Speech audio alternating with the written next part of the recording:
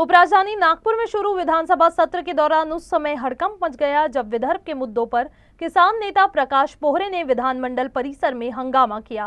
पोहरे ने सत्र के दौरान विदर्भ के सवालों को नहीं रहेंगे का आरोप लगाया।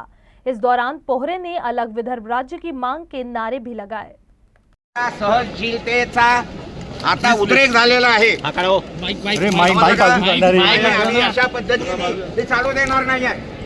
तुम्हाला गेल्या वर्षी सांगितल्यानंतर याच्यात सुधारणा नाही आहे। मागच्या वेळेला 10 दिवसाचं अधिवेशन केलं ते आता 60 दिवसावर आणलं। पुढच्या वेळेला काय 2 दिवसावर आणणार आहे का?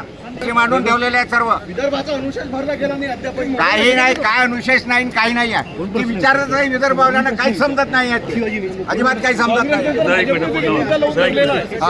मुख्यमंत्री विदर्भातलीच आहेत।